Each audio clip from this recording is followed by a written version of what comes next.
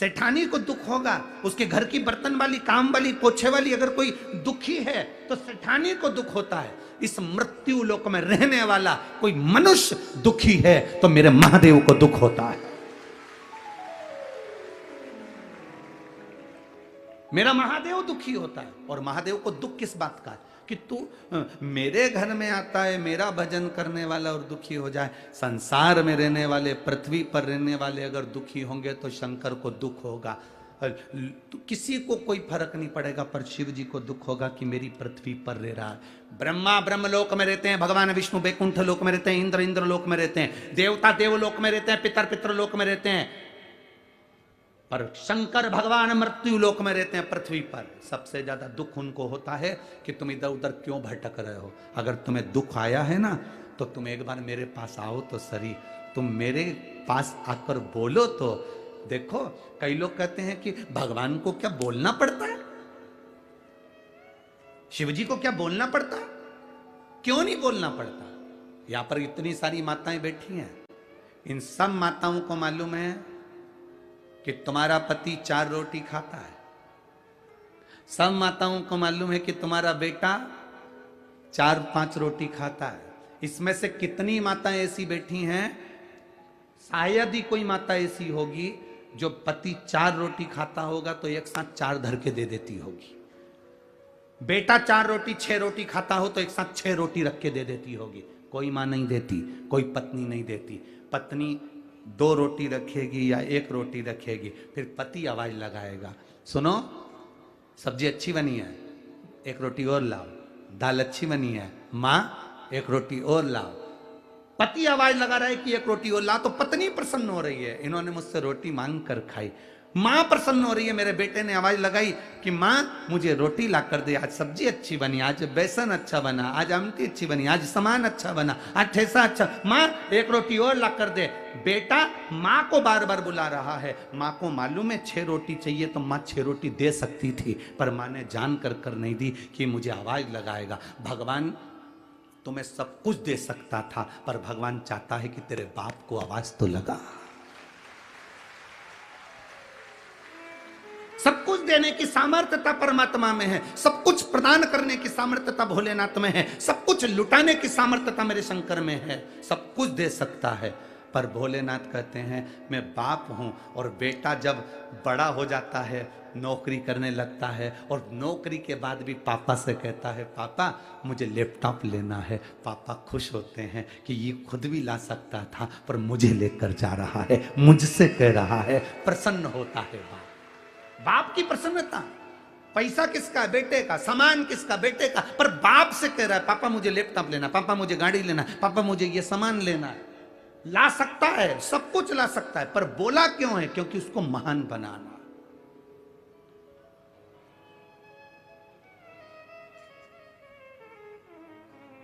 परखता है वो। और हमारे से लोग कहते हैं, कई लोग कहते हैं, दुनिया के ऐसे कई लोग हैं जो सनातन धर्म के विरोधी हैं, तो वो कहते हैं तुम्हारे भगवान से मांगना पड़ता है। हाँ, माँ से रोटी मांग कर खाओगे तो माँ खुश होती है। पत्नी अगर कोई सामान ला कर दे, पोहा बना कर ला कर दे, उसल पोहा दिया, भगर ला दिया, कुछ सामान ला दिया, उपमा ला दिया, और तुमने डबल से कहा सुनो आज उपमा अच्छा बना है, थोड़ा और लाओ, पत्नी अंदर से खुश हो जाती है। यहाँ जितनी बैठी होंगी ईमानदारी से बोलना, जब पति डबल से मांगे तो तुम्हें प्रसन्नता नहीं होती क्या? तुम्हें खुशी नहीं होती? आज इनको उपमा अच्छा लगा, आज भोजन अच्छा लगा, आज मेरे बेटे को सब्जी अच्छी लगी, प्रसन्नता तुमने डबल से मांगा, उससे मांगो, वो खुश होता है, ये मेरा अपना है, मुझसे मांग रहा। बहुत सनातन धर्म के विरोधी लोग हैं जो तुमसे कहेंगे मंदिर मत जाओ, देवालय मत जाओ, शिवालय मत जाओ। सतगुरु का काम, देवता का काम है तुम्हारा भाग्य लिखना, शंकर जी का काम है भाग्य बदलना। अब देवता और शंकर जी के बीच में एक गुरु है, देवता और शिव जी के बीच में एक गुरु है।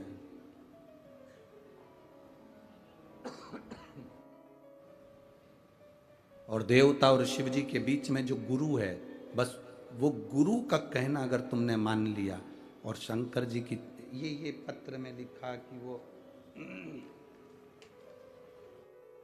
इसमें लिखा कि गांव की महिला कर रही है कि शिव जी के मंदिर जा।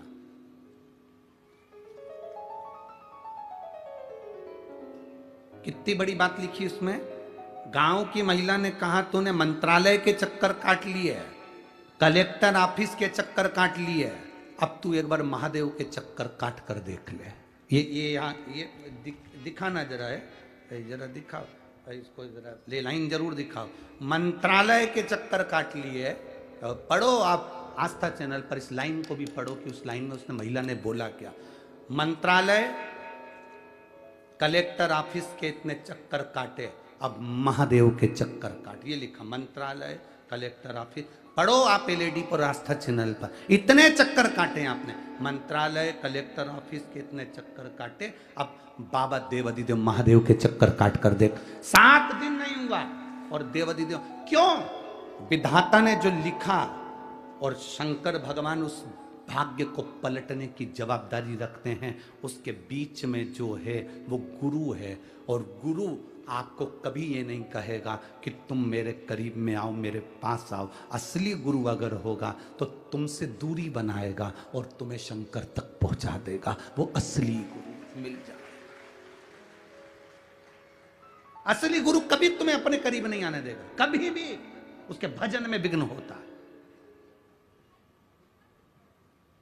उसके भजन में विघ्न होता है।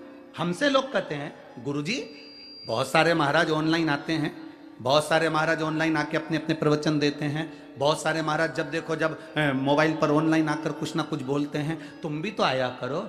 हमने कहा बहुत सारे महाराज आते हैं तो हमको आने की क्या जरूरत है, हम तो उनके चरणों के दास हैं, उनके चरण की रज मिल जाए, इससे बड़ा और क्या चाहिए। गुरु असली तुमसे दूरी बनाएगा, असली गुरु तुमसे दूरी बनाएगा।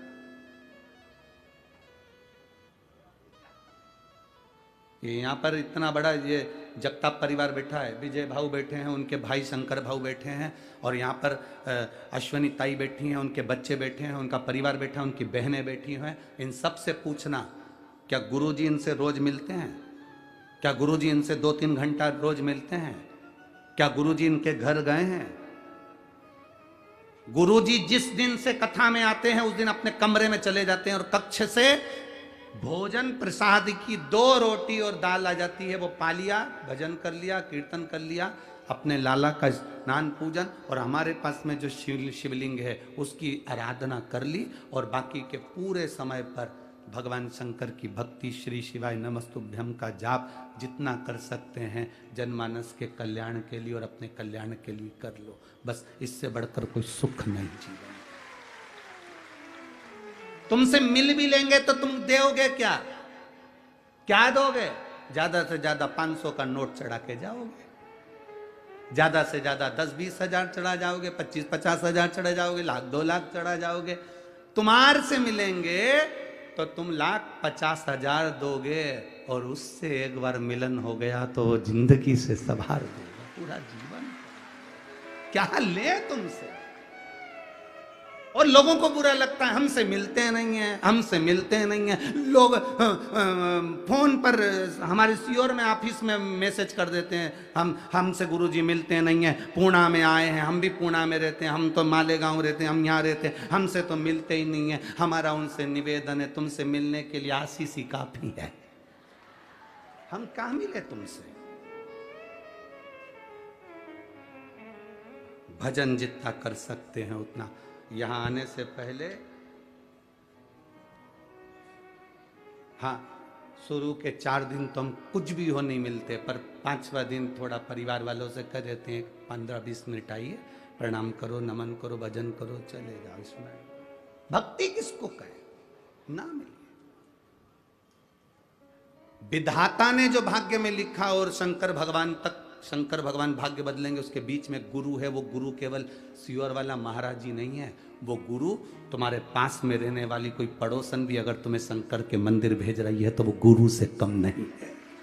तुम्हारी पत्नी अगर शिव जी के मंदिर भेज रही है तो वो गुरु से कम नहीं है। तुम्हारा पति अगर तुम्हें शिव के मंदिर तक भेज रहा है तो वो गुरु से कम नहीं है। तुम्हारे बच्चे अगर शंकर के मंदिर भेजना है तो वो गुरु से कम नहीं है। और तुम्हारे बच्चे अगर तुम्हें शिव महापुराण तक छोड़ के भी जा रहे हैं तो तुम्हारे बच्चे शंकर से कम नहीं और गुरु से कम नहीं। शिव तक जो पहुंचा रहा है वो असली गुरु है, जो अपने करीब में ला रहा है। हमारे पास में आओ, हमारे पास बैठो, हम तुमको ज्ञान देंगे, हम तुमको ऐसा बना देंगे, हम तुमको बेल दे देंगे, हम तुमको भभूति दे देंगे, हम तुमको ये दे देंगे। जो अपने करीब में ला रहा है वो असली कभी नहीं हो सकता। मेरे शंकर भगवान कभी अपने पास में नहीं आने दिए किसी को भी। मेरे शिव जी ने कभी, तुम देखो सारे देवता जाते हैं भगवान विष्णु के पास में, सारे देवता जाते हैं भगवान इंद्र के पास में, सारे देवता जाते हैं ब्रह्मा जी के पास में। शंकर भगवान कैलाश पे आराम से बैठे हैं आंख बंद करके। तो पार्वती जी कई बार पूछ लेती थी कभी कभी तो आंख खोल लिया करो, कितने सारे लोग आते हैं इनको देखा करो, कभी कभी तो आंख खोला करो। भगवान शंकर ने कहा तू चिंता मत कर, जो मेरे लिए आता है उसको तो मैं देख लेता हूं, जो खुद के लिए आता है उसको देखता ही नहीं। क्या देखूं मैं उसको। संत तुकाराम, संत ज्ञानेश्वर, मुक्ताबाई, ये जितने भी हुए, जितने रामकृष्ण परमहंस जी हो, मीराबाई हो, चाहे कोई हो, उन्होंने अपने से सबको दूर रखा, केवल भगवान को करीब रखा है। केवल मेरा आप सबसे निवेदन है, आप भगवान से दूरी मत बनाओ, उसके पास में आओ। पास में से मतलब ये नहीं है कि तुम 2-4 घंटे भगवान को मत छोड़ो। पास का मतलब ये नहीं होता कि भगवान को मंदिर में जाके बैठ जाओ तो छोड़ूंगी नहीं, चाहे कुछ भी हो जाए। सियोर वाला महाराज बोला है पास में रहो, ऐसा नहीं है। पास का मतलब क्या होता है?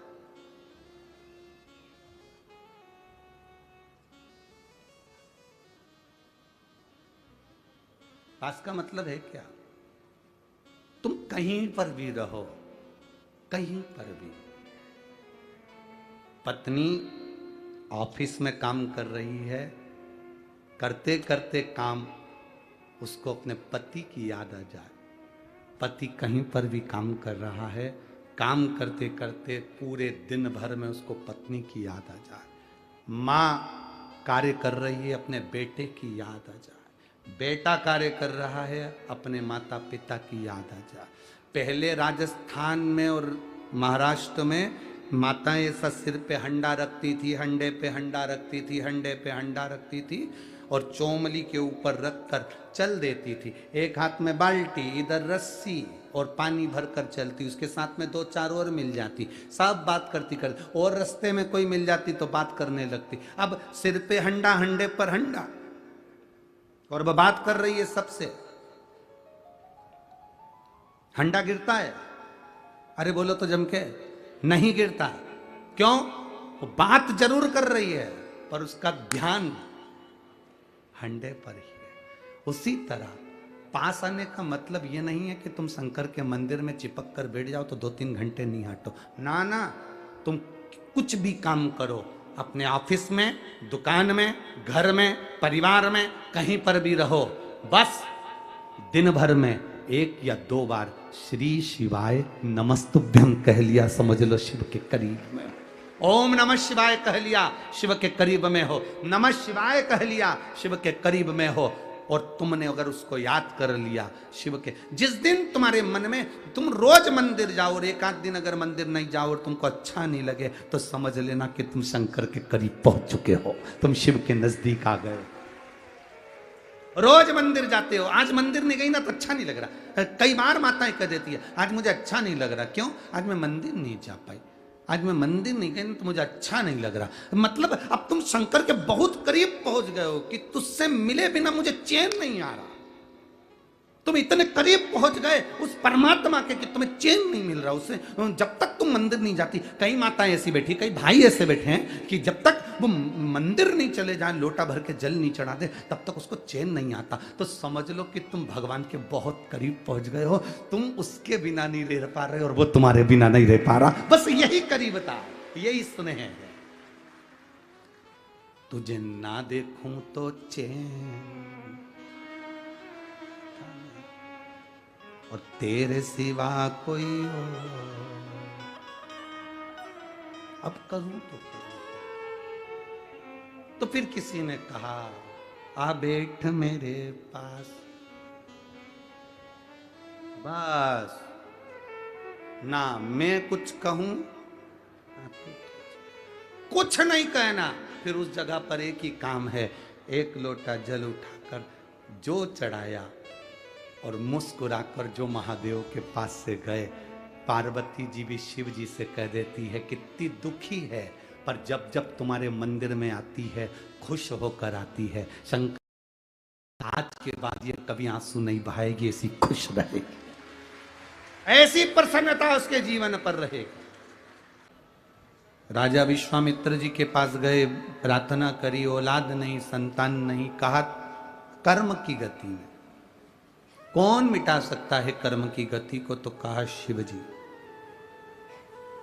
ब्रह्मा जी की लेखनी से लिखे हुए को भी शंकर मिटा सकते हैं और अपना भाग्य लिख सकते हैं, वो शिव है।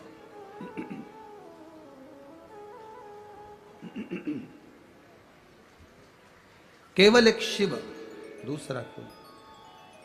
ठीक है,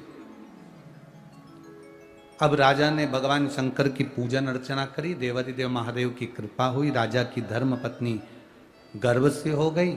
एक बेटे का जन्म हुआ जिसका नाम रुक्मंगद हुआ। रुक्मंगद बेटा हुआ। वो रुक्मंगद बड़ा सुंदर था, बड़ा सुंदर, शिव भक्ति से हुआ।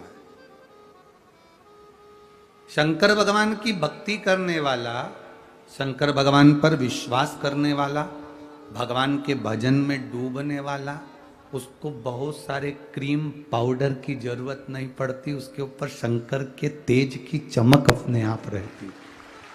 उसको तुम बहुत क्रीम पाउडर या बहुत सारी बाल आदि संवारने की या बहुत सारे दिखावे करने की जरूरत।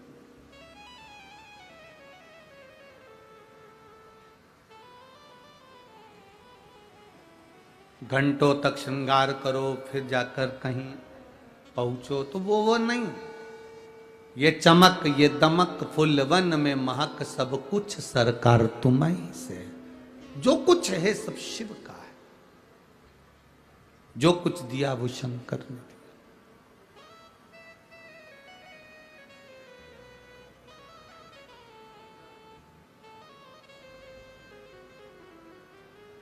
लोग कहते हैं तिरुपति जाओ तो भगवान वेंकटेश भगवान बहुत कुछ दे देते हैं। हम कहते हैं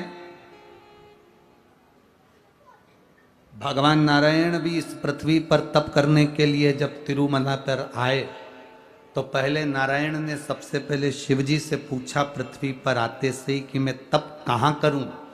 तब भोलेनाथ ने कहा कि तुम तिरुमाला पर बैठो और तप करो, तिरुमाला पर बैठकर तप करो।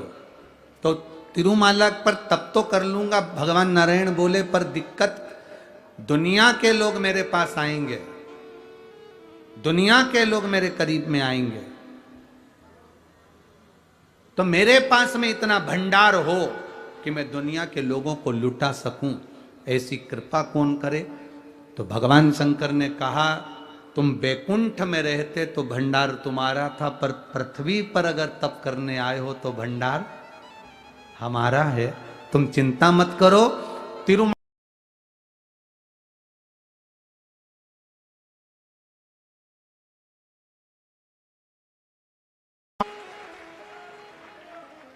आप लोग गए हो तिरुपति? तिरुपति कौन कौन गया जरा हाथ उठाओ। अब हाथ वापिस रखो नीचे। कपिलेश्वर महादेव का दर्शन करा है तिरुपति से नीचे? जिनने करा वो हाथ उठाओ। करा है दर्शन? रखो।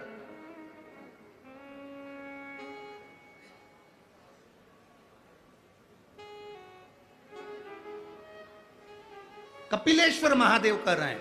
भगवान शिव कहते हैं मैं तुमको दूंगा भंडार, तुम जितना चाहो उतना लुटाओ।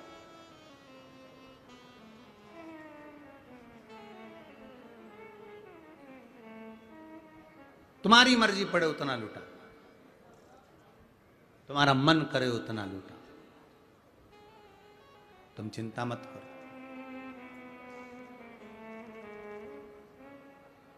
वो लिख सकता है भाग्य, मेरा नारायण, मेरे भगवान ब्रह्मा विधाता तुम्हारा भाग्य लिख सकता है, पर बदल शिव सकते।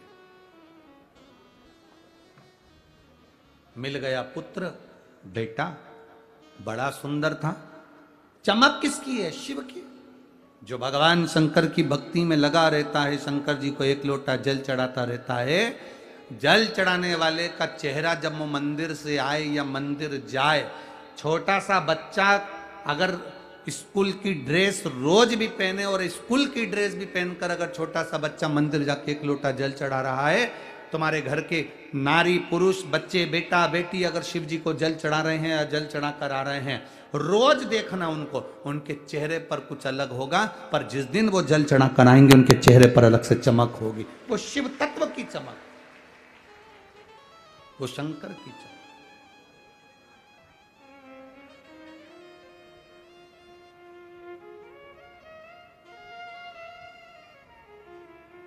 शादी में जाने के लिए तुम तैयार हो जाओ, पार्टी में जाने के लिए तुम तैयार हो जाओ, और तुम्हारे घर में कभी हरतालिका तीज हो, पोला का त्यौहार हो, गणेश जी का फंक्शन हो, कोई तुम्हारे यहाँ तीज त्यौहार हो, तुम्हारे यहाँ कोई पूजन हो, उसके लिए तैयार हो।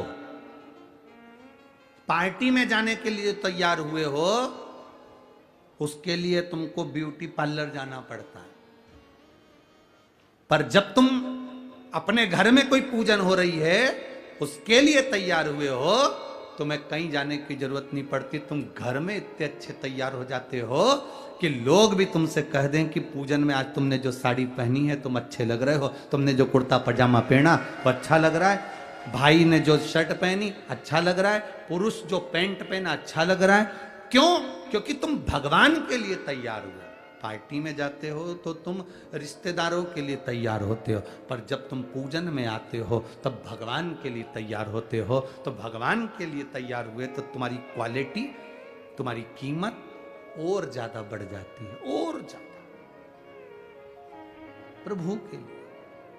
विश्वामित्र जी के कहने पर बेटा हुआ जिसका नाम रुक्मंगत हुआ। रुक्मंगत को विद्याध्ययन के लिए एक ऋषिवर के घर भेजा गया, गुरुवर के घर। उन गुरु जी के यहाँ पर उनकी धर्म पत्नी ने उस बालक को जब देखा, वो इतना सुंदर था कि उस बालक को वो अपने साथ रखना चाहती थी। ऋषि की पत्नी मुकंदा उस बालक को, रुक्मंगत को अपना बनाना चाहती थी, पर रुक्मंगत शिव जी की भक्ति में ऐसे डूबे रहते थे, उन्हें कोई मतलब नहीं। नारी ने उनको अपने करीब में बुलाना चाहा, पर रुक्मंगत शिव की भक्ति में लगे रहे, उन्हें कोई मतलब नहीं। इंद्र को लगा क्यों ना मैं रुक्मंगत का स्वरूप धारण कर चला। ऋषि पत्नी मुकुंदा के पास में, ऋषिवर के पत्नी के पास में स्वयं इंद्र रुक्मंगत का रूप रखकर चलेगा। रहे, समय बीता, नारी का गर्भ ठहरा। गर्भ ठहरा तो एक बालक ने जन्म लिया। बड़ा सुंदर बालक था वो, बड़ा सुंदर,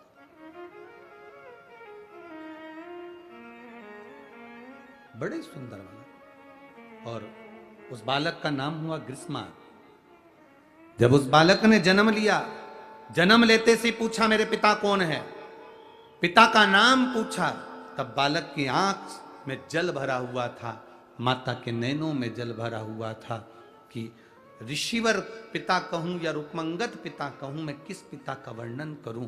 जानकर उनकी आंखों से जब जल बहा तो ग्रीष्मद ने पूछा, मां तू सत्य बता, तो अगर तू सत्य नहीं बोलेगी तो मैं महादेव से सत्य लूंगा। ग्रीष्मद ने शिव जी के शिवलिंग का निर्माण कर कर महादेव से पूछा मेरे पिता का नाम क्या है, तो कहा तुम्हारे पिता का नाम इंद्र है। रुक्मंगत का रूप रखकर तुम्हारे पिता तुम्हारे माता के करीब गए, नजदीक गए। मां, एक शिव भक्त के प्रति तेरी गलत दृष्टि, गलत विचार। मां, मैं तुझे श्राप देता हूं, तो बेरी का पेड़ बेर का पेड़ बन जाए, बेड़ी का वृक्ष बन जाए। मैं तुझे श्राप देता हूं, शिव भक्त के प्रति गलत सोच, गलत दृष्टि, गलत भाव, गलत विचार। मेरा एक निवेदन संपूर्ण श्रोताओं से, शंकर भगवान की जितनी कथा करने वाले उनसे भी निवेदन करूंगा और सुनने वालों से भी निवेदन करूंगा,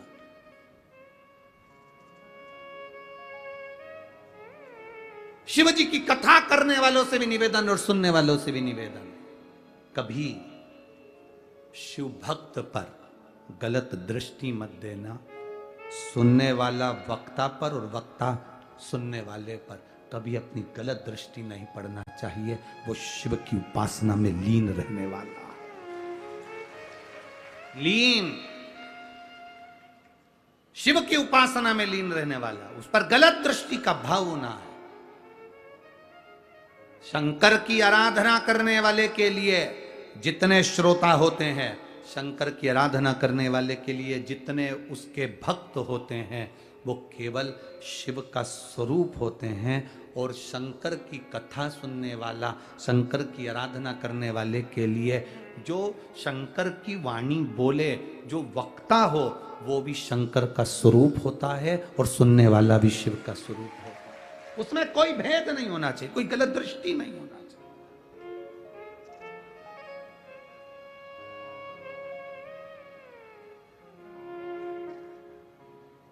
उस भेद को हमें मिटा देना।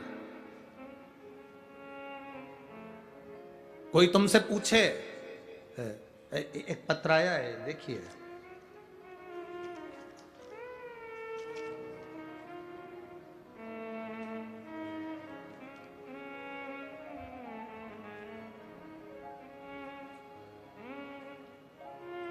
मैं स्नेहा युवराज पाटिल, औरंगपुर, जो फिलहाल आपकी कृपा से शिवपुर हुआ है, शाहदा, शिवपुर शाहदा से हूं। कहीं बैठी हैं? कहीं बैठी हो तो हाथ हिला सकती हैं। मैं स्नेहा युवराज पाटिल, शिवपुर शाहदा से हूं। आपने जो लाइन लिखी है वो आप पढ़े, अपने आस्था चैनल पर भी पढ़े, अपने एलईडी पर भी पढ़े।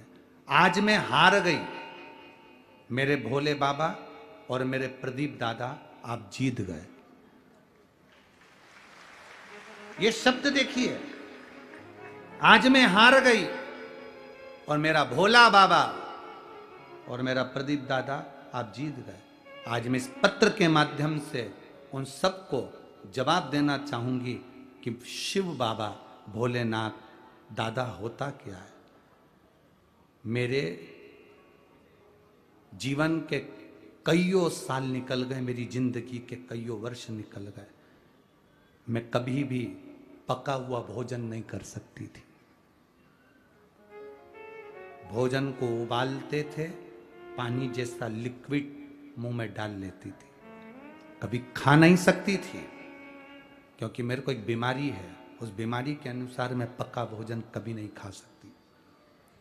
ऐसा कोई पुणे का हॉस्पिटल नहीं, कोई मुंबई का हॉस्पिटल नहीं, जिस जगह पर उसने लिखा सारे मुंबई और पुणे के, आप पत्र में पढ़ेंगे, सारे बॉम्बे और पुणे के डॉक्टरों को दिखा दिया, पर वो बीमारी ठीक नहीं हो सकती, वो मरते दम तक रहेगी। मैंने भी, मेरे रिश्तेदार यहाँ रहते हैं, उन्होंने कहा कि यहाँ कथा हो रही है, आप आ जाओ। मैं कथा सुनने के लिए जिस दिन से यहाँ आई हूँ, उस दिन से मैंने बाबा से भी कहा, बस आज कथा सुनूंगी और आज घर जाकर मैं पका हुआ भोजन करूंगी, अब जवाबदारी तेरी है, अब तेरी जवाबदारी पर हूं। और आज 7 दिन हो रहे हैं, मेरे सारे रोग बाबा की कृपा से कट गए हैं और मैं पका हुआ भोजन करना प्रारंभ किया। यह जीवन का एक लक्ष्य है, शिव महापुराण की कथा नहीं, ये तो मेरे बाबा लुटाने के लिए आता है कुबरेश्वर धाम से और लुटाकर चला जाता है। 7 दिन लुटाया गया, जिसने लूट लिया अपनी झोली में, वो भर कर बैठ गया। जो केवल इसको ढोंग, प्रपंच और छल समझता रहा, वो खाली की खाली रह गया, खाली की खाली। एक बेटी बैठी है यहाँ पर, जिसका बेटा मर गया और बेटा मरने के बाद वो संकल्प लेकर कथा सुनती हुई कहती है, कुछ भी हो मुझे वो ही लड़का वापिस चाहिए जो मरा है।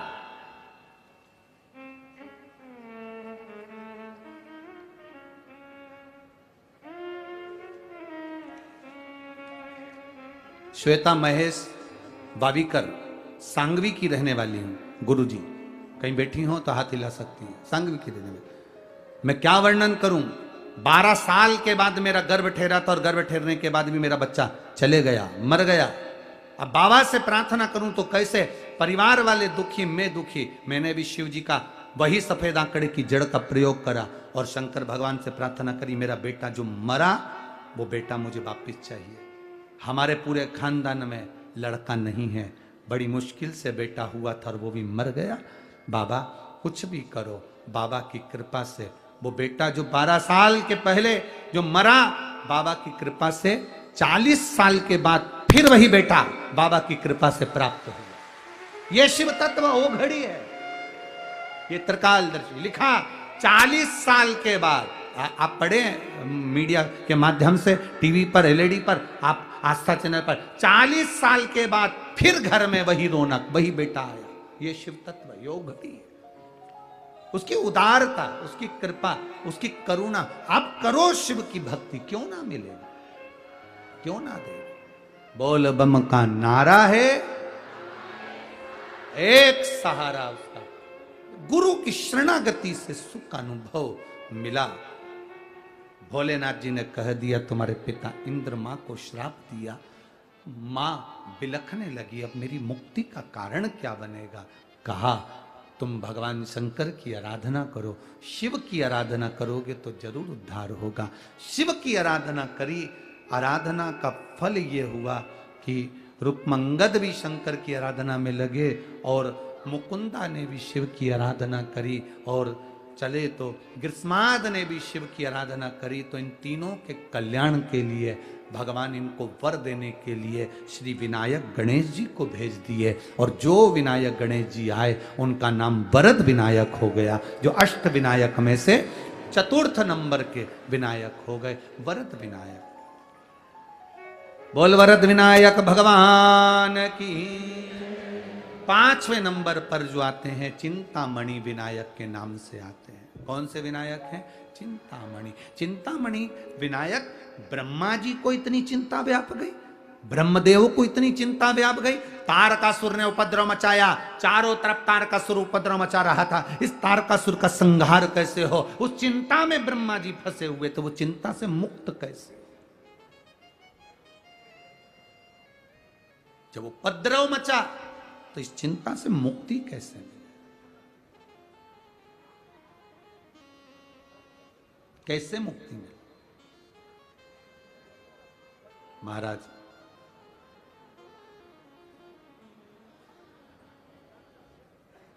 अब करूं तो करूं क्या। ब्रह्मा भी चिंता में ग्रसित होकर बैठे थे। भगवान नारायण के पास में ब्रह्मदेव पहुंचे और जाकर भगवान नारायण से कहा, प्रभु एक मन में संशय है कि तारकासुर उपद्रव मचा रहा है, बड़ी भारी चिंता है। तारकासुर को वर है कि शिवजी का मंगल विवाह नहीं होगा और उनके द्वारा पुत्र नहीं होगा, तब तक ये तारकासुर मरेगा नहीं, करे क्या। भगवान नारायण ने कहा, चिंता मत करो, आएगा समय और तारकासुर का भी वध होगा और सब कार्य होगा, सब होगा। तारकासुर का वध, हाँ, कौन करेगा? भगवान शंकर के पुत्र के द्वारा तारकासुर का वध होना। और आया समय, भगवान षडानंद कार्तिकेय के द्वारा तारकासुर का वध होना। ब्रह्मा जी, ब्रह्मदेव, ब्रह्मा जी, ब्रह्मदेव जो चिंता में फंसे हुए थे, जो चिंता में लगे हुए थे, ब्रह्मदेव समय आया, शिव जी का मंगल विवाह पार्वती जी के साथ में हो गया। शिव जी के तेज पुंज को पवन देव ने ले जाकर अग्नि की साक्षी में सुंदर भाव से गंगा जी को दिया। गंगा जी की धार से 6 पुत्र जन्म ले लिए। 6 पुत्रों का रोना एक साथ, 6 पुत्रों का दूध पीना एक साथ। जानकर गंगा जी परेशान हो गई। तब ऋषियों की पत्नी कृतिकाओं को बुलाया। आज ऋषि पंचमी भी है। आप सभी माताओं को शुद्ध भाव से, आनंद भाव से ऋषि पंचमी की बहुत बहुत बधाई है। बहुत बहुत बधाई। अब जब देखा, सप्त ऋषियों की पत्नी को बुलाया और बुलाकर गंगा जी ने कहा कि ऋषियों की पत्नी से मेरा निवेदन केवल इतना सा है कि ये मेरा बालक जो जन्मा है, मेरे 6 बालकों का जन्म हुआ है और ये 6 बालक रोते एक साथ हैं, दूध पीते एक साथ हैं। अब करूं तो करूं क्या, आप सब मिलकर संभालो। ऋषियों की पत्नियों ने 6 बालक को संभालने का प्रयास किया। परेशान हो गई वो भी, बहुत परेशान। अब जब बहुत ज्यादा मात्रा में परेशान हो गई, करें तो करें क्या, विचार क्या किया जाए, करें क्या करें। ऋषियों की पत्नी ने 6 बालक को गंगा जी के घाट पर सुलाया, हाथ में गंगा जी का जल लिया। अगर हमारा सातित्व पक्का है, हमने अपने पतियों की सेवा परमेश्वर मानकर करी है। सिहोर का अगर रुद्राक्ष तुम्हारे पास में है लाल धागे में, तुम कितना भी आभूषण पहन लो, कितना भी जेवर पहन लो, कितना सोना चांदी कुछ भी पहनो, कितने हीरे पन्ने पहनो, पर शरीर के अंदर एक धागे में उसको, रुद्राक्ष को भले तुम किसी को दिखाओ चाहे मत दिखाओ, तुम्हें दिखाने में भी अगर शर्म आए तो शरीर से रुद्राक्ष टच रहना चाहिए। क्यों? तो कहा लीवर, किडनी, थायराइड, कैंसर जैसी बड़ी से बड़ी जो बीमारियां हैं वो कभी तुम्हें छू नहीं सकती अगर रुद्राक्ष तुम्हारे शरीर में है।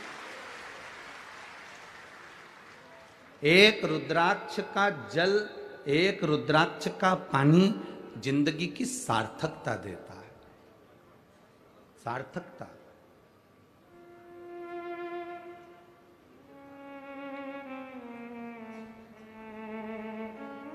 एक रुद्राक्ष का जल। आप जिस एक पत्र आया है,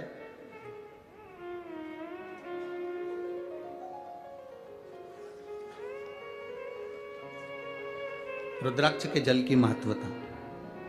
मेरा नाम खुशबू पवन अग्रवाल है। कहीं बैठे हो तो हाथ हिला सकती है। मेरा नाम खुशबू पवन अग्रवाल है। अगर कहीं बैठे हो तो हाथ हिला सकते हैं। खुशबू पवन अग्रवाल।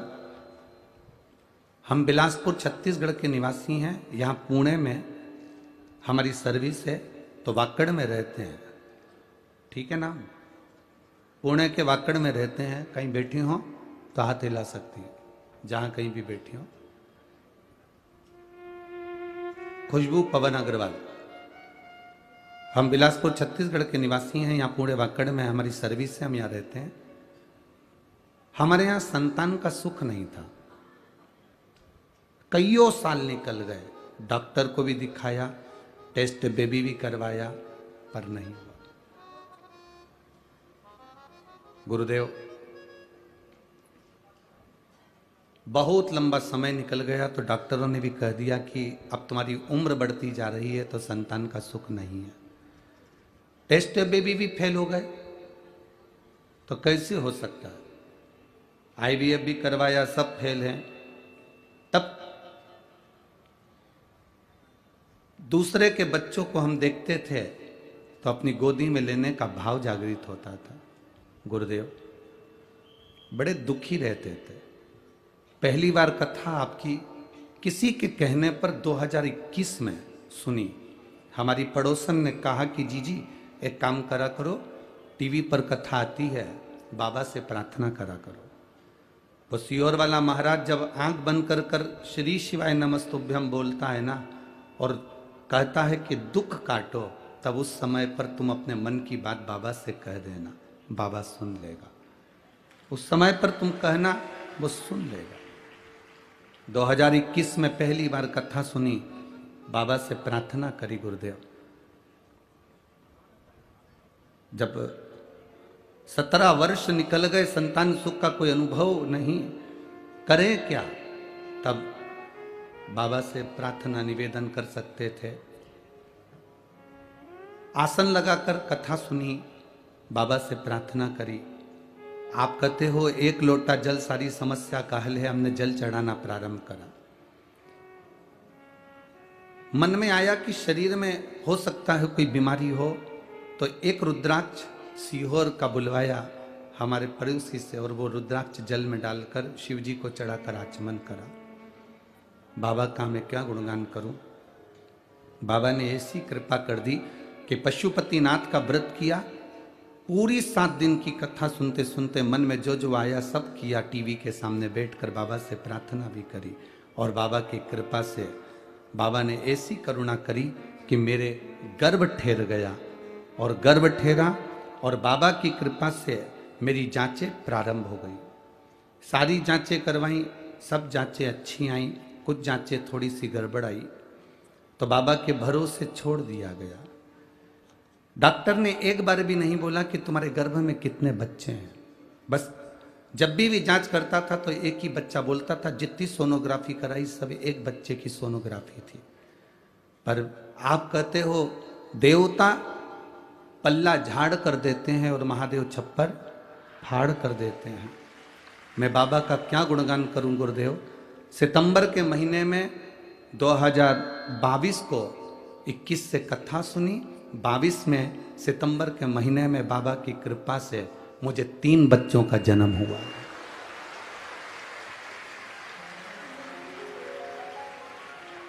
तीन बच्चों का जन्म हुआ। डॉक्टर भी आश्चर्य में पड़ गया कि सोनोग्राफी में एक दिख रहा था, पर जन्म में 3 हुए।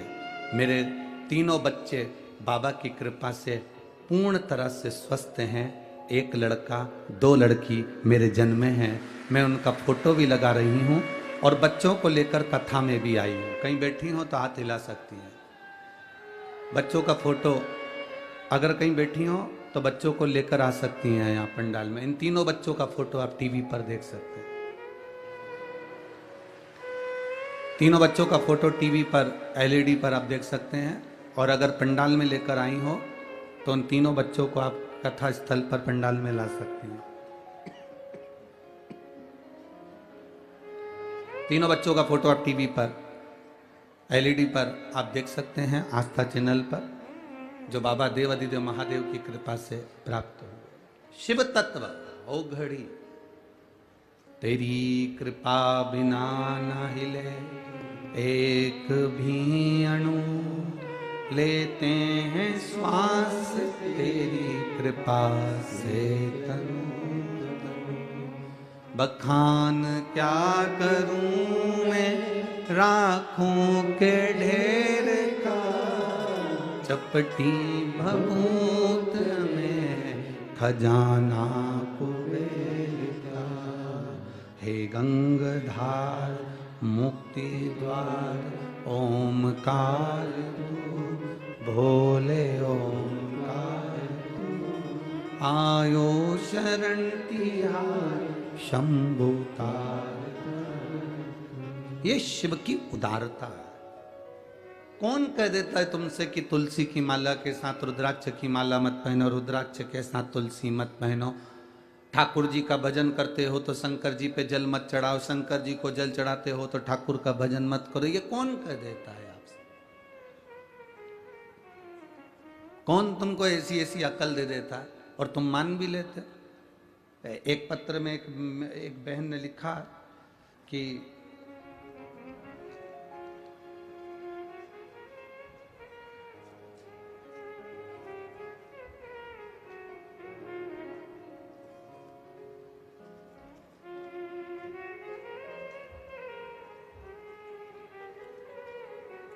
क्या उस पत्र में उन्होंने लिखा है, देखिए,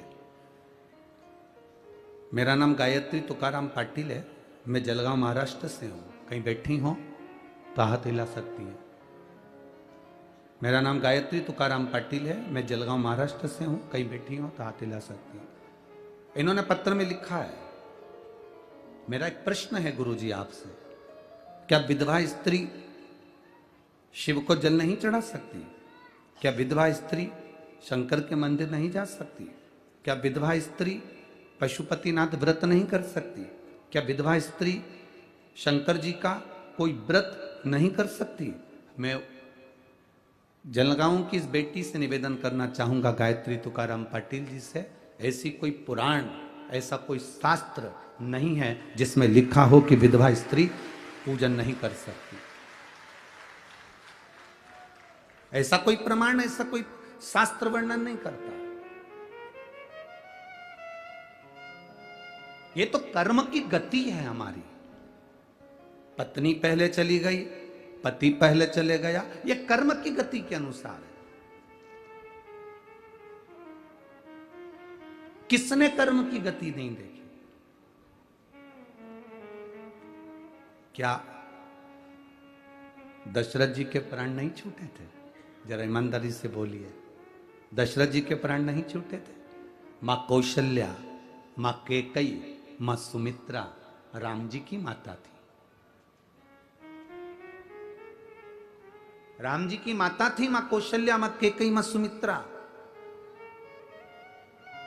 दशरथ जी चले गए। दशरथ जी के साथ बैठकर भी शंकर की आराधना करती थी। और राम जी वन चले गए, भरत जी कुटिया बनाकर रहने चले गए, शत्रुघ्न जी उनकी सेवा में चले गए, लक्ष्मण जी उनकी सेवा में चले गए। देवालय शिवालय घर में जो था उसकी आराधना माता कौशल्या, कैकेयी और सुमित्रा जी ने ही करी थी। और जब राघव जी आ गए, अयोध्या का राज्य स्थापित हो गया, राम राज्य स्थापित हो गया। मेरे राम जी जब अयोध्या में आकर विराजमान हो गए, तब मेरे राम जब जब माता सीता के साथ में पूजन करने बैठते थे तो अपनी तीनों माताओं को साथ बिठाकर पूजन करवाते थे महादेव की। मेरे शंकर भगवान की आराधना तीनों माताओं को साथ बिठाकर करवाते। कौन शास्त्र कह रहा है कि वेदव्य नारी पूजन नहीं कर सकती? कौन शास्त्र कह रहा है? ये तो दुनिया ने अपने अपने एक नियम बना दिया, उसूल बना दिया। ये हम नहीं मान सकते इसको। मेरा शंकर नहीं मानता, मेरा उगरदानी नहीं मानता। क्यों नहीं मानता? क्योंकि पार्वती जी भी एक जगह पर बेधव्य बनी है, विधवा बनी है।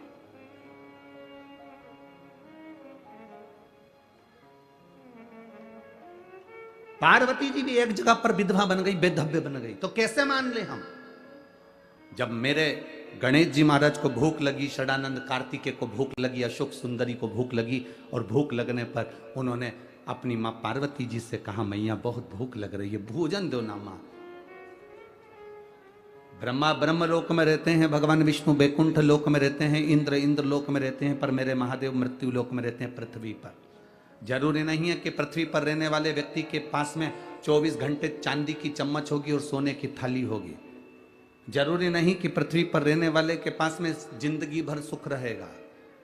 शंकर भगवान पृथ्वी पर रहते हैं, इसलिए उनके जीवन में भी सुख दुख चलता रहता है। कभी अच्छा है, कभी बुरा है। पार्वती जी ने भोजन के लिए शंकर भगवान को कहा तो शंकर जी तो नेत्र बंद करके बैठे थे, भोजन पर ध्यान नहीं दिया। बच्चे भूख से बिलख रहे थे, क्रोध आ गया मेरी माता को, मेरा बच्चा भूख से बिलख रहा है, मेरे स्तनों में दूध भी नहीं आ रहा, नहीं तो मेरे बच्चों को पिला देती। अब बच्चों को स्तनों में दूध कब आए? जब मेरे पति मेरे पर दृष्टि दे गए। अब करूं क्या?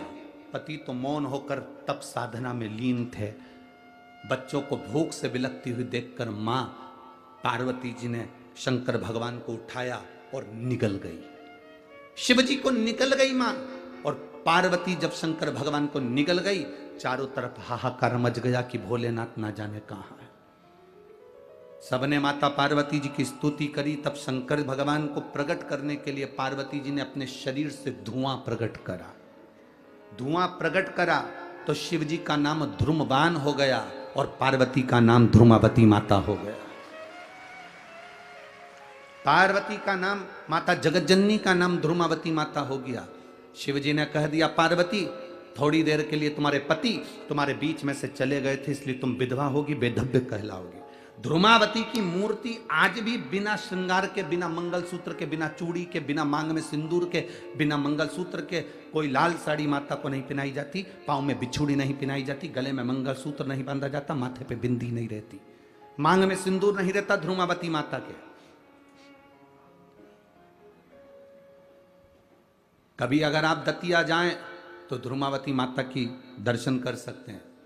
कभी आप जबलपुर के पास में जाएं धूमा गांव तो मां धूमावती माता का दर्शन कर सकते हैं।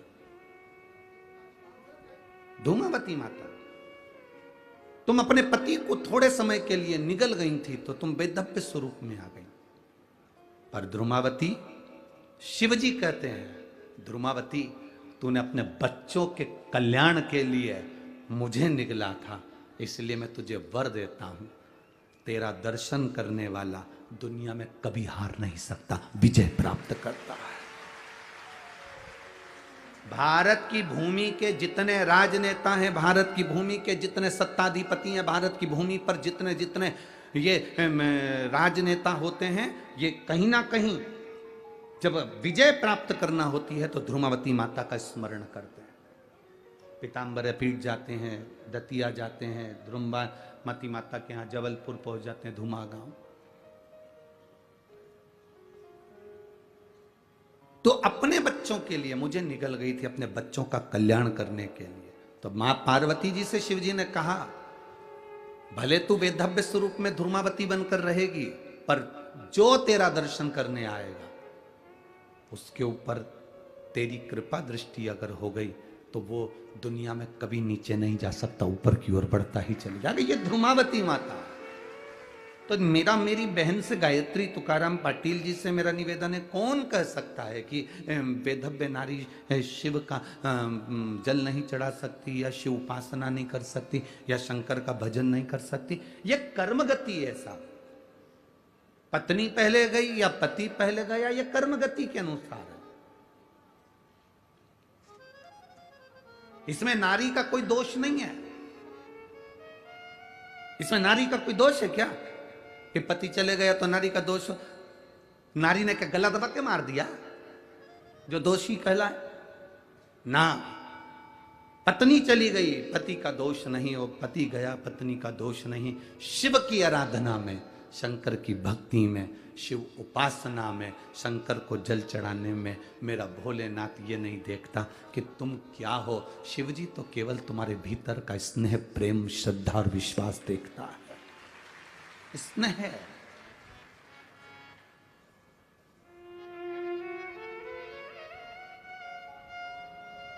ये लोगों ने भ्रम पैदा कर दिया, ये लोगों ने भ्रांतियां पैदा कर दी हमारे देवताओं के प्रति। सनातन धर्म को तोड़ने के लिए ये सारी लीलाएं करी जाती है कि विधवा स्त्री मंदिर ना जाए। सनातन धर्म को तोड़ने के लिए लोग कहते हैं भगवान को अगरबत्ती मत लगाओ, अगरबत्ती में बांस होता है।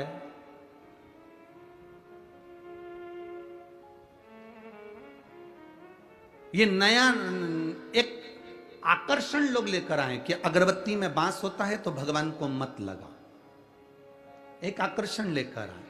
ये सनातन धर्म के व्यक्ति नहीं कर रहे हैं, ये ऊपर से आया है, कहीं से दूसरे धर्म के व्यक्ति ने ये हमारे धर्म के व्यक्ति को फिट कर दिया कि अगरबत्ती में बांस होता है। उसका कारण केवल उसको यह करना था कि इनके हाथ से अगरबत्ती को छुड़वाकर मोमबत्ती पकड़ाना थी, इसलिए उन्होंने ये लीला रच दी। वो अगरबत्ती को छुड़वाकर मोमबत्ती पकड़ाना चाहते हैं, इसलिए आपसे कहते हैं अगरबत्ती मत लगा। दुनिया का कोई महाराज तुमसे मना करे कि अगरबत्ती मत लगाओ, पर हाँ, मंदिर के अंदर नहीं, मंदिर के बाहर लगाओ। भगवान की मूर्ति काली ना पड़े, भगवान का छत काला ना पड़े, भगवान से दूरी हो, कपड़े ना लगे, कपड़े में चोट ना लगे, कोई दर्शन करने आए तो उसको दिए की लो ना लगे। ये हमारा फर्ज है कि हम अगरबत्ती को बाहर लगाएं, दिए को बाहर लगाएं। हम भगवान को कहीं कष्ट ना हो, किसी को दर्शन करने वाले को तकलीफ ना हो, ये हमारा फर्ज है।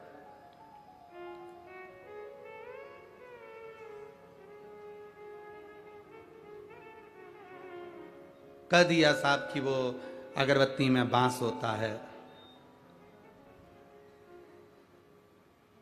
कल से लोग तुमसे कह देंगे इस पेट में मल भरा होता है, इसलिए भगवान का भजन भी मत करो। अगरबत्ती में बांस होता है इसलिए अगरबत्ती मत लगाओ, और पेट में मल भरा होता है। ऐसा कोई मनुष्य है जिसके पेट में गंदगी नहीं भरी? अरे बोलो तो सही, कहीं का हो सकता पुणे में ऐसा व्यक्ति हो जिसके पेट में गंदगी ना भरी हो, मल ना भरा हो? कल से कोई तुमसे कह देगा कि पेट में मल भरा है तो राम मत कहना, पेट में मल भरा है तो भजन मत करना, पेट में मल भरा है स्मरण मत करना। ना ना ना, मेरी प्रीत ना टूटेगी डमरू वाले से, मेरी प्रीत ना छूटेगी काशी वाले से। कोई रोक के बताए, कोई टोक के बताए, कोई रोक के बताए, कोई टोक के बताए। अरे अभी पाड़ा नहीं पड़ा है काशी वाले से, अभी पाला नहीं पड़ा है डमरू। जिस दिन तुम्हारा डमरू वाले से पाला पड़ गया, जिस दिन तुम्हारा काशी वाले से पाला पड़ गया, सारी भ्रांति निकल जाएगी, सारा भ्रम निकालना है हमको। लोग आडंबर में जी रहे हैं, बड़े बड़े आडंबर, दुनिया के लोग डराने में लगे हैं। किसी ने तुम्हारे घर में टोना कर दिया होगा, किसी ने तुम्हारे घर में चावल फेंक दिया होगा, इसलिए तुम दुखी हो। तुम इसलिए बीमार पड़े हो कि तुम्हारे ऊपर बंधन कर दिया होगा, कि तुम इसलिए दुखी हो कि तुम्हारे ऊपर किसी ने कुछ कर दिया होगा। तुम्हारी दुकान इसलिए नहीं चल रही, फैक्ट्री इसलिए नहीं चल रही, तुम्हारी सोसाइटी इसलिए नहीं चल रही, किसी ने कुछ कर दिया होगा। तुम्हें मिले थे करने के लिए।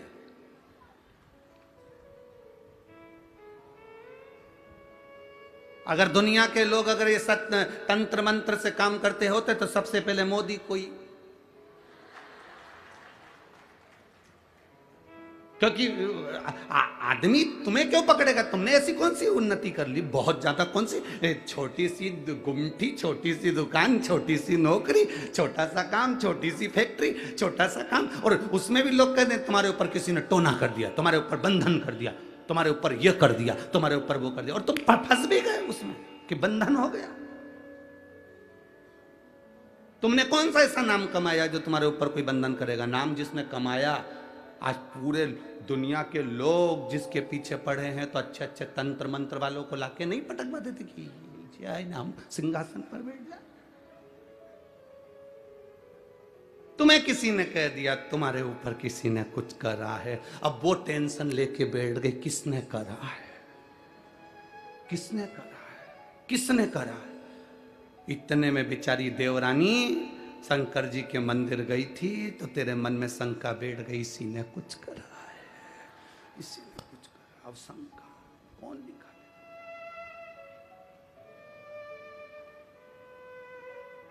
कौन निकाले शंका?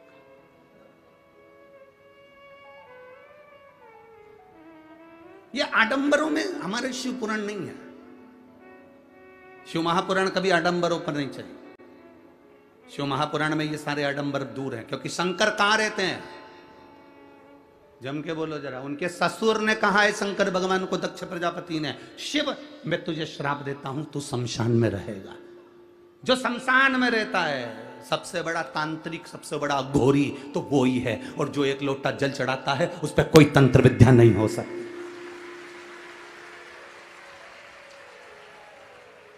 जो शिव जी को एक लोटा जल चढ़ाता है उस पर कभी तंत्र विद्या नहीं हो सकती, कोई मंत्र की विद्या नहीं हो सकती, उस पर कोई अघोर विद्या नहीं हो सकती, क्योंकि वो तो खुद उसके ससुर ने, भगवान देवादिदेव महादेव के ससुर ने कहा शंकर मैं तुझे श्राप देता हूं, तू शमशान में निवास करेगा।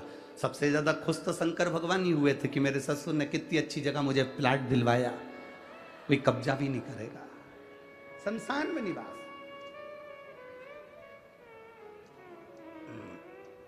और शंकर के भक्त होकर कभी मत सोचना कि किसी ने तुम्हारे ऊपर विद्या कर दी, किसी ने तुम्हारे को ऐसा कर दिया, तुम्हारी दुकान नीचे कर दी। ना ना ना, ये तो हमारी कर्म की गति है। जैसे धूप आती है फिर छांव आती है, थोड़ी देर कथा अच्छी चलती है, थोड़ी देर बाद पानी आता है, फिर ठीक हो जाता है, धूप आ जाती है, फिर थोड़ी देर बाद छांव आ जाती है, फिर थोड़ी देर बाद फिर पानी आ जाता है।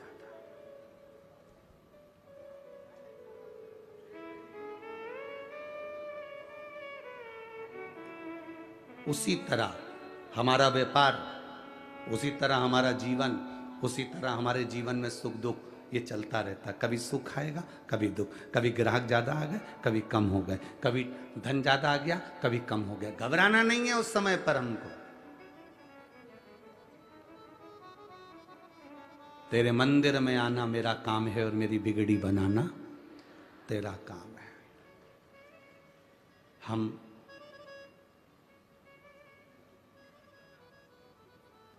मोबाइल पर बैठकर दूसरे से पूछते रहते हैं, हेलो, हाय, कैसे हो। हम मोबाइल पर बैठकर पूछ रहे हैं।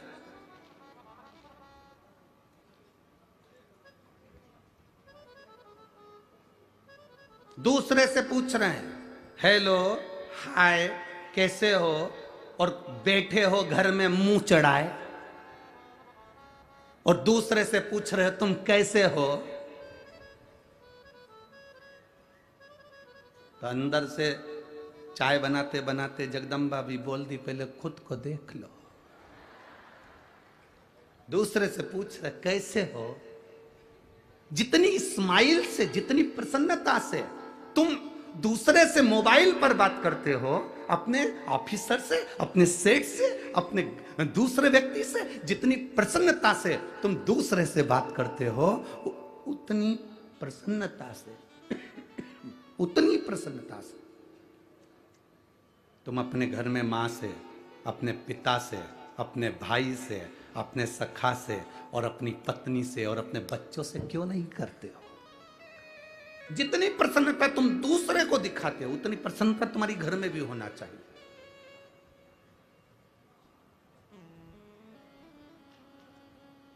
ये भ्रम है तुम्हारा कि ये नहीं कर सकते, रुद्राक्ष नहीं पहन सकते, ये तो दुनिया की पहले से रीति रही है।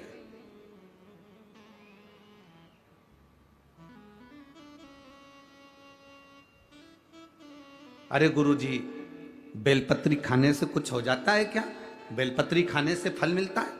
हम पेड़ से तोड़कर बेलपत्री खाएं तो उसका फल मिलेगा? हमने ये नहीं कहा कि पेड़ से तोड़कर बेलपत्री खाना, हमने कहा है शंकर भगवान पर चढ़ाकर फिर खाना। बोलो सही है कि गलत है? बोला कि नहीं बोला?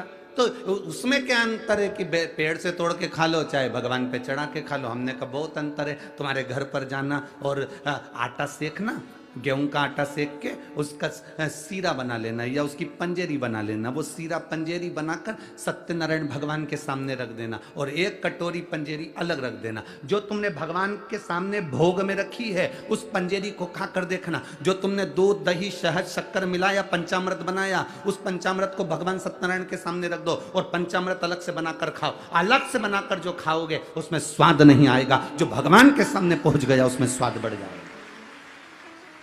और भी जाने दो, तुम तो इसको भी जाने दो, कभी और प्रैक्टिकल करना। गणेश जी के भंडारे हों, देवी जी के भंडारे हों, इधर नवरात्रे में भंडारे वगैरह होते होंगे मंदिर वगैरह में, गणेश जी के भंडारे, देवी जी के भंडारे हों, या तुम्हारे यहां पर दिवाली के बाद में अन्नकूट हो, या दीपावली के बाद काले का प्रसाद हो, अन्नकूट हो तुम्हारे यहां दीपावली के बाद में। अब वो अन्नकूट के प्रसाद में नमक है कि नहीं पता नहीं, मिर्ची है कि नहीं पता नहीं, इतनी मोटी मोटी पूड़ी और आलू की सब्जी। भंडारे में जो भोजन बनता है वो भोजन, वो कद्दू की सब्जी, वो काशी फल की सब्जी तुम तुम्हारे घर में बनाकर खाना, वो मिक्स वेज सब्जी तुम्हारे घर में बनाकर खाना, उसमें स्वाद नहीं आएगा जो भगवान के भंडारे की सब्जी में स्वाद आएगा। स्वाद हट गया क्योंकि वो भगवान का प्रसाद बन गया। बेलपत्री पेड़ पे से तोड़कर खाओगे उसमें अंतर है, और भगवान को समर्पित कर कर खाओगे। एक पत्र आया है, देखिए।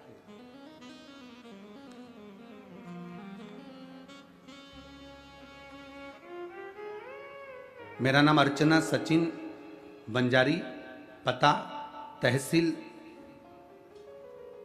तला, जिला रायगढ़, कोंकण की निवासी हूं। कहीं बैठी हो तो हाथ हिला सकती है, कहीं बैठे हो तो हाथ हिला सकते। मैं एक लोटे जल का क्या वर्णन करूं गुरुदेव। मेरे पति को 10 साल से किडनी में स्टोन थी, और एक स्टोन 15 mm की और दूसरी स्टोन 6 mm की थी। डॉक्टर ने कहा था इसका ऑपरेशन जरूरी है क्योंकि किडनी बेकार होती चली जा रही है। करूं क्या? कहीं बैठी हो तो हाथ हिला सकती हैं, जहां कहीं बैठी हो हाथ हिला सकती हैं। अब करें क्या?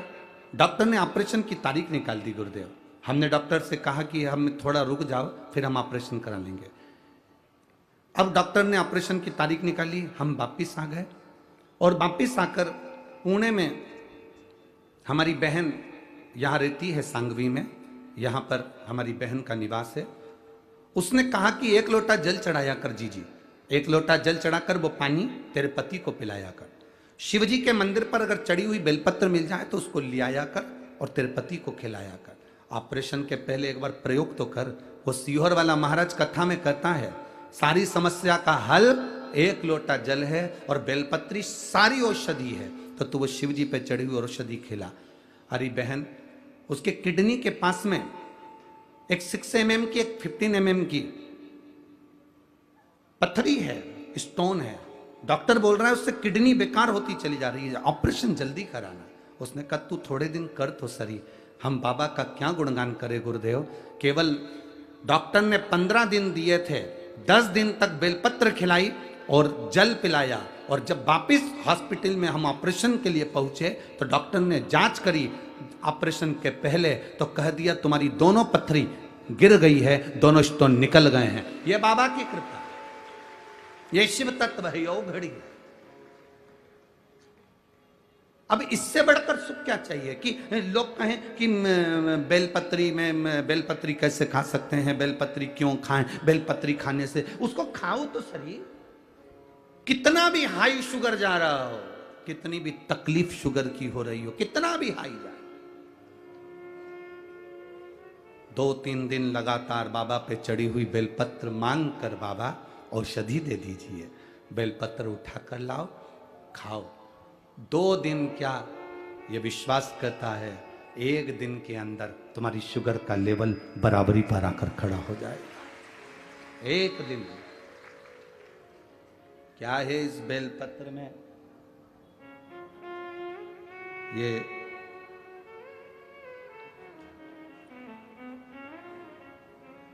इस बेलपत्र में ऐसा क्या होता है कि जो इतनी औषधि का कार्य कर जाता है? कभी हृदय से, दिल से इस बेलपत्र को, कभी भाव से। कई लोग खाते हैं तो उनके मुंह में झार झार हो जाता है, किसी को छाले भी आ जाते हैं। नहीं खा सकते तो उसको चूरा कर कर, गोली बनाकर या चूर्ण कर कर बाद में पानी से पाओ, पर पाओ।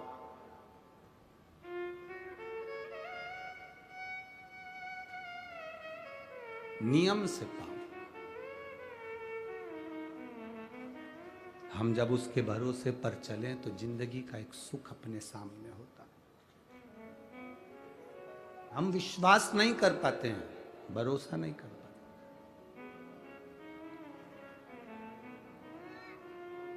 वो अग्रवाल परिवार की बहन से पूछना, उसके पत्र में लिखा है कि डॉक्टर जब भी बोले तो केवल सोनोग्राफी में 1 बच्चे का बोला, पर एक भी बार डॉक्टर ने नहीं कहा कि तुम्हारे 3 बच्चे हैं या 2 बच्चे। इसमें पत्र में लिखा उस अग्रवाल ने, एक भी बार नहीं लिखा। सोनोग्राफी अलग अलग जगह पर कराई तो भी किसी ने नहीं बताया कि तुम्हारे 2 बच्चे हैं कि 3 बच्चे हैं। बच्चे को जन्म देने के लिए गए तब भी एक ही बच्चे का रिपोर्ट, और जन्म हुआ तो 3 बच्चे गर्भ से जन्म लिए। ये शिव तत्व नहीं तो क्या? और वो भी पूर्ण तरह से स्वस्थ, पूरे स्वस्थ। उसमें लिखा उन्होंने केवल एक रुद्राक्ष का जल, बहुत प्रबल एक रुद्राक्ष।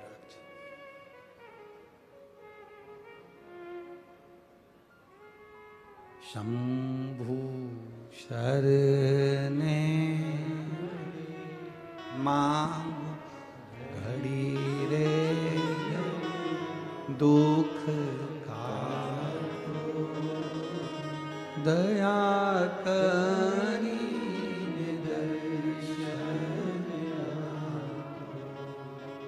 एक भरोसा हमारे भीतर जागृत। कल कथा में अपन सुन रहे थे वरद विनायक की कथा, 4थे नंबर के विनायक की कथा। उसमें एक राजा के संतान का सुख नहीं हुआ तो वो गुरु विश्वामित्र के पास जाकर निवेदन करता, मुझे संतान नहीं।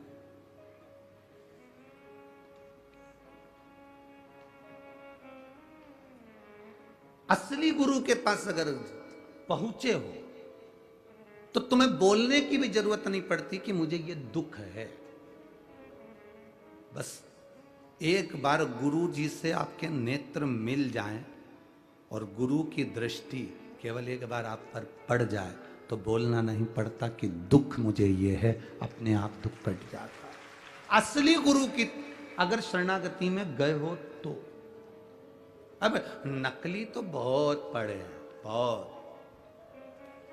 असली गुरु की शरणागति में गए।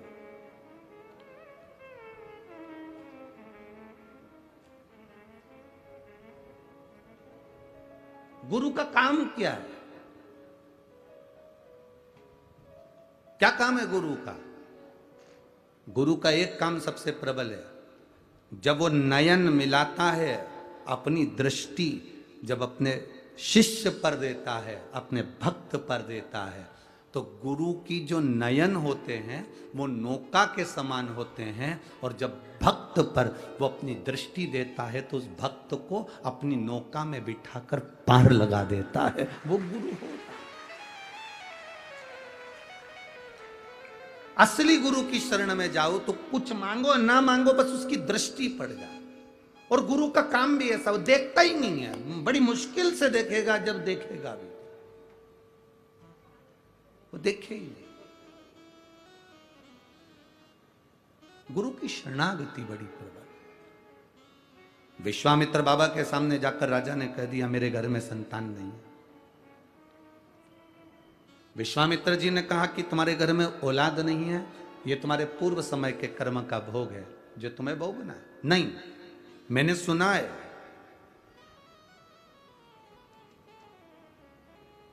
अगर कोई सतगुरु कुछ कृपा कर दे तो होता ही है। देवता का काम है तुम्हारे भाग्य को लिखना, शिवजी का काम है तुम्हारे भाग्य को बदल देना, पर शंकर के पास भेजने का काम है किसी सतगुरु का जो तुम्हें उसके दरवाजे तक भेजे। तुम्हारी पड़ोसन अगर तुमसे कह रही है कि एक बार पशुपति व्रत कर लो ये काम हो जाएगा, एक बार तुम भगवान का भजन कर लो हो सकता है, तुम एक बार मंदिर जाना चालू करो शंकर जी के, तुम्हारी पड़ोसन अगर शिव जी के पास भेज रही है तो समझ लो कोई गुरु ही है जो तुम्हें शंकर के पास भेज रहा है। विधाता का काम है तुम्हारा भाग्य लिखना, शंकर जी का काम है तुम्हारा भाग्य बदलना, पर शंकर जी तक पहुंचाने का काम कोई सदगुरु ही कर सकता है। तुम्हारी पड़ोसन कह दे कि चले जाओ तो समझ लेना कि कोई शिव तत्व की प्राप्ति हुई है। एक पत्र आया है, देखिए उसमें लिखा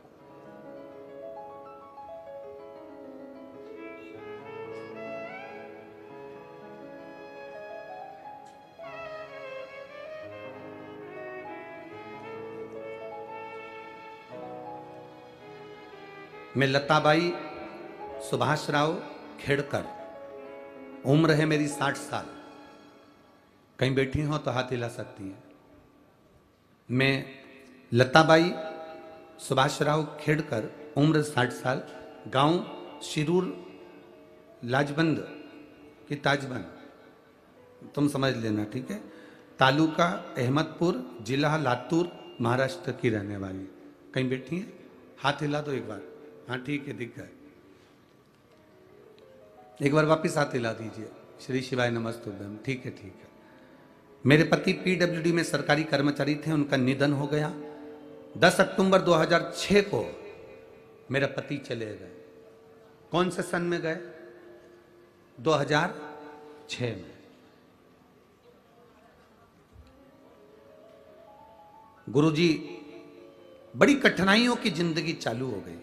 मेरा बड़ा बेटा, मेरे पति जो गए उनके निधन के बाद उनकी नौकरी के लिए अप्लाई करता रहा पर उसको नौकरी नहीं मिली।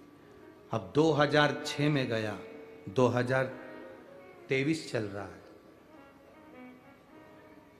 जरा विचार करिए, सालों निकल गए गुरुदेव पर नौकरी नहीं मिली। चक्कर काट काट कर थक गया, पर उसकी किस्मत में नौकरी नहीं आई। बड़े परेशान हो गए। तब हमारे गांव की एक महिला ने हमसे कह दिया कि तुम एक काम करो ना, इतने साल से 2006 से तुम अप्लाई कर रहे हो, नहीं मिल रही, तो अब शंकर जी के दरवाजे पर क्यों नहीं जाते? ऑफिसरों के चक्कर काट लिए, सारे ऑफिस वालों से मिल आए, सारे अधिकारियों से मिल आए, मंत्री संतरी से मिल आए, अब एक बार महादेव से तो मिलो। पड़ोसन का कहना माना और उस महिला ने हमसे कहा कि तू पशुपति व्रत कर। मैंने पशुपति व्रत करा। मेरे बेटे ने शिव जी के मंदिर में जल चढ़ाना प्रारंभ करा। 17 साल से जो काम नहीं हुआ, 7 दिन के अंदर मेरे बेटे को कलेक्ट्रेट में नौकरी मिल गई। ये शिव तत्व है। 2006 से जो नौकरी ना मिली, उसने लिखा 17 साल से जो प्रतीक्षा कर रही थी वो प्रतीक्षा निकली। 7 दिन के अंदर मेरा बेटा एनसीसी डिपार्टमेंट में नांदेड़ के अंदर पदस्थ हो गया। 7 दिन के अंदर बाबा ने मेरे बेटे को नौकरी दे दी। 2006 से मंत्रियों से मिली, संतरियों से मिली, सारे अधिकारियों से मिली, चरण धो लिए, प्रणाम कर लिया। 2006 से किस किस के हाथ नहीं जोड़े होंगे वो बताओ तुम। बोलो रही मेरी जीजियों पुणे वाली, और मेरे भाई भी बैठे हैं। 2006 से किस किस के हाथ नहीं जोड़े होंगे उस मां ने? 2006 से उसके बेटे ने किस किस से निवेदन नहीं करा होगा कि मेरी नौकरी मेरे पिताजी की जगह लगा दो, मेरी नौकरी मेरे पिताजी की जगह। किस किस से नहीं कहा होगा उसने? किससे नहीं कहा होगा? बैठो बहन, श्री शिवाय नमस्तुभ्यम, बैठिए। किससे नहीं कहा होगा उसने? सबसे कहा। पर कौन करे?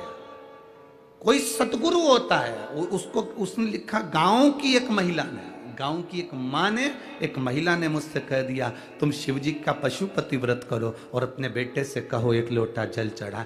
फिर वही बात आ गई। विधाता भाग्य लिखता है, शंकर जी भाग्य बदलने को तैयार बैठे हैं। बस शंकर जी के पास में कोई भेजने वाला सतगुरु होना चाहिए।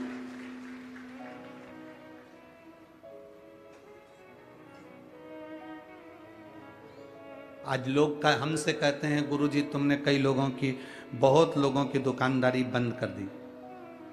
हम किसी की दुकानदारी बंद करने के लिए व्यासपीठ पर नहीं बैठे हैं। हमारा तो केवल एक काम है, ये शरीर मेरे महादेव ने अगर दिया है तो आपसे बस इतना कह सकते हैं कि महादेव की शरणागति लेओगे तो दूसरे के हाथ जोड़ना नहीं पड़ेगा। दूसरे के हाथ नहीं जोड़ना पड़ेंगे। एक बार अगर शंकर की चौखट पर जाना चालू कर दिया, केवल यह मत सोच कर जाना कि मेरा काम होगा तब मैं शंकर जी के मंदिर जाऊंगी, काम नहीं होगा तो मंदिर जाना छोड़ दूंगी। ना ना, उसका पीछा मत छोड़ना, उसके मंदिर में जाना मत छोड़ना, उसको 1 लोटा जल चढ़ाना मत छोड़ना, उसके दरवाजे पर झाड़ू पोछा लगाना मत छोड़ना। वो तुम्हें नहीं छोड़ेगा, जीवन पर्यंत नहीं छोड़ेगा। ये शिव तत्व है। शंभु शंकर ओघड़ी है।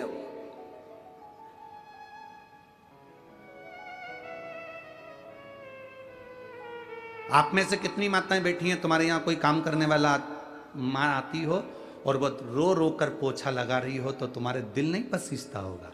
अरे बोलो तो जम के जरा। कोई रो रो के बर्तन मांज रहा हो, तुम्हारा दिल नहीं पसीजेगा? कोई रो रो के कपड़ा धो रहा हो, तुम्हारे घर के बच्चों को संभाल रही है, रो रो के खूब दुखी है, खूब दुखी, तो घर की जो सेठानी होती है वो पूछ लेती है, आई इधर आओ जरा, आई इधर आओ, क्यों रो रही हो, क्या हो गया? आज मेरी बहू से झगड़ा हो गया, उसने मुझे रोटी नहीं दी है, आज मैं बड़ी दुखी हूँ। सेठानी कहती है तुम काम छोड़ो पहले, लो मैं प्लेट में खाना देती हूँ, ले खाओ। आई, रोना नहीं।